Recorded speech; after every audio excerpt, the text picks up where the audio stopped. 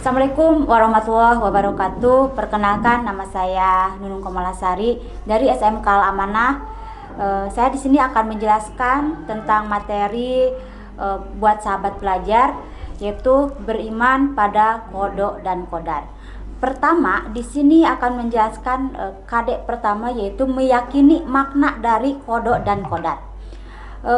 Kodok, beriman pada kodok qadar itu, ada yang tahu tidak itu merupakan rukun iman yang keberapa? Nanti jawab di kolom komentar di YouTube channel PSPT SMK Al Amanah. Nah, di sini saya akan menjelaskan tentang makna kodok dan qadar. Itu dua kata yang berbeda. Kodok merupakan ketentuan atau memutuskan, sedangkan qadar menurut bahasa adalah memberi kadar, aturan atau ketentuan. Dan kodok menurut istilah adalah segala sesuatu ketentuan Allah sejak zaman azali, dan qadar adalah ketetapan Allah terhadap seluruh makhluk segala sesuatu. Kodok sejak zaman azali itu kapan? Ada yang bilang saat kita dalam perut ibu buayan 4 bulan ditiupkannya ruh, itu sudah ada ketetapan kita akan seperti apa. Sedangkan qadar ketentuannya kita mau jadi apa, seperti apa, kapan meninggalnya itu sudah ada. Itu yang dinamakan kodok dan qadar. Jadi kodok dan qadar berbeda. Kodok adalah ketentuan Allah sejak zaman azali, sejak kita belum dilahirkan. Kalau qadar adalah ketetapannya Allah yang sudah kita laksanakan pada hari ini gitu. Jadi mungkin seperti rencana, dan qadar adalah pelaksanaannya. Jadi satu hal, kodok dan qadar itu berkesinambungan satu sama lain. Dan di sini saya juga akan nanti menjelaskan sedikit tentang ada dalil-dalil kodok dan qadar. Dalil kodok dan qadar itu salah satunya terdapat dalam surah Al-Qamar ayat 49 dan surah Al-Hadid ayat 22. Silahkan nanti kalian tulis di buku kalian masing-masing. Dan kodok dan qadar, kodok ditambah qadar sama dengan menjadi takdir. Takdir itu apa sih takdir? Ada yang tahu tidak takdir? Silahkan ditulis lagi komentarnya kalau yang tahu jawabannya di kolom komentar channel PSPT SMK Al Amanah. Jadi takdir itu ketetapan Allah, ketentuan kepada setiap manusia. Kodok dan qadar disebut takdir itu terbagi dua, ada takdir mu'allaq, ada takdir mubrom.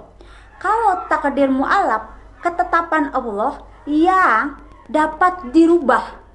Kalau takdir mubrom, ketetapan Allah yang tidak dapat dirubah. Nanti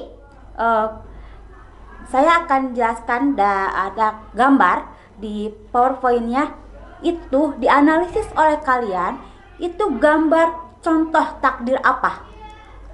Dan ada ulasan sedikit video, itu juga dianalisis per kelompok. Misalnya kelompok 1 menganalisis tentang apa, ini contohnya apa, alasannya apa, itu nanti dilihatkan. Jadi takdir mu'allaq itu ketetapan Allah yang dapat dirubah. Sedangkan takdir mubrom, ketetapan Allah yang tidak dapat dirubah.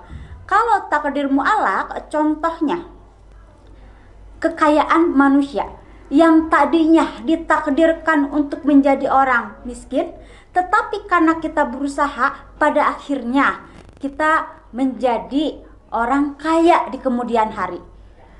Nanti ada ilustrasi, silakan kalian lihat videonya dan gambarnya seperti apa.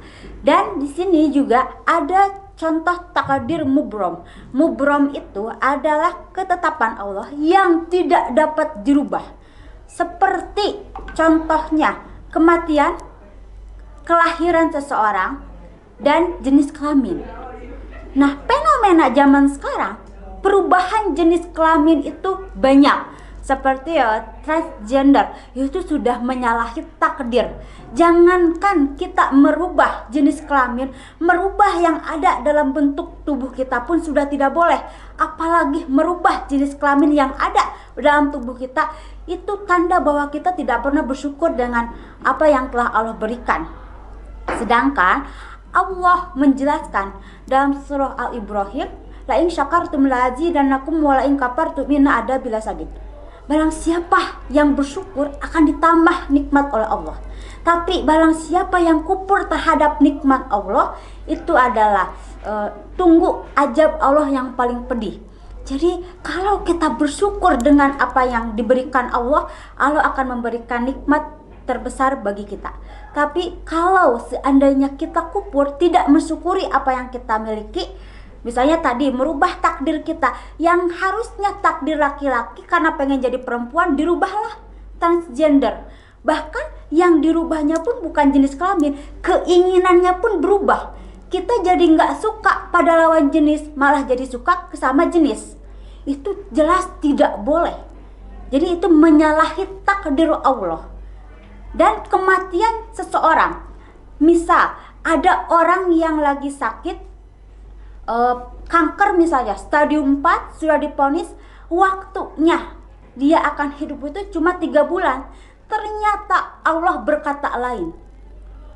Seandainya kata Allah ini harus hidup lagi, harus sehat, jadi prediksi dokter itu salah. Yang tadinya 3 bulan ternyata sampai sekarang masih hidup. Itu kan beda.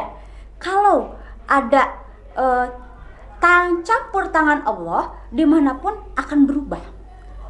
Semua prediksi manusia dapat dirubah, ya, yang tidak itu ketentuan Allah, ketetapan Allah. Bahkan fenomena sekarang, karena orang semakin penasaran dengan kelahiran seseorang, biasanya kita melakukan USG.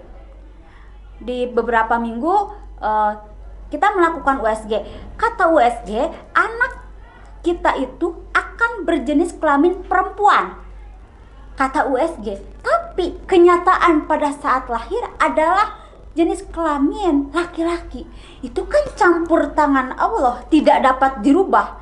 Bahkan kita sudah mempersiapkan karena kita percaya pada dokter, pada bidan, bahwa anak kita akan lahir seorang perempuan. Kita sudah mempersiapkan bahan-bahannya, baju-bajunya warna pink. Ternyata pas lahir anak laki-laki, itu kan tidak ada yang tahu. Jadi ketetapan Allah, takdir mubrom yang tidak pernah dapat dirubah oleh siapapun. Yang dapat dirubah adalah takdir muallaq. Dan di sini juga nanti akan dijelaskan ada cara beriman pada kodok dan kodar. Caranya, yang pertama kita harus meyakini sepenuh hati bahwa suatu saat akan ke manusia itu akan menerima yang namanya takdir baik ataupun buruk. Tapi kalau takdir baik, kita akan bersyukur dan berbahagia. Tapi takdir buruk, kita harus menerima dengan cara ridho.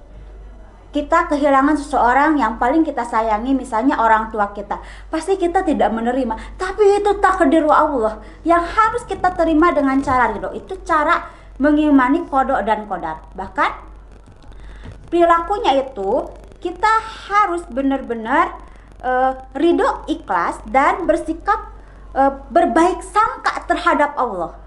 Kalau seandainya Allah tidak menakdirkan kita baik, kita harus baik sangka. Oh, ternyata nanti ada hikmah di balik kejadian. Jangan kita menjadi putus asa, bahkan punya pikiran jelek terhadap Allah. Bahkan di sini juga Allah akan mengganti keburukan kita dengan kebaikan. Allah tidak akan pernah tidur. Dan dengan nikmat itu, kalau kita bersyukur, kita benar-benar mensyukuri apa yang Allah berikan. Tapi kalau misalnya takdir buruk, kita benar-benar harus bersabar. Karena Allah, innallaha ma'as-sabirin, Allah bersama orang-orang yang sabar, menerima takdir yang mungkin menurut kita itu nggak baik, tapi menurut Allah baik, ya. Dan ada juga tentang Nanti akan Ibu jelaskan bagaimana cara kalian membedakan takdir mubrom dan takdir mualak. Itu ada latihan di bawah. Di terakhir di video ini silahkan komentar di kolom komentar channel PSPT SMK Mana Sahabat Pelajar. Mungkin itu saja yang dapat saya sampaikan. Kesimpulannya, qada adalah ketentuan Allah, sedangkan qadar ketetapan yang dilaksanakan pada hari ini juga. Qada tambah qadar menjadi takdir. Takdir bagi dua, ada takdir mualak dan takdir mubrom. Takdir mualak dapat dirubah, takdir mubrom tidak dapat dirubah. Itu dulu ya, mohon maaf apabila ada kesalahan. Umsikum binafsi bitaqwallah wallahu muwafiq ila aqwamit thoriq. Wassalamualaikum warahmatullahi wabarakatuh.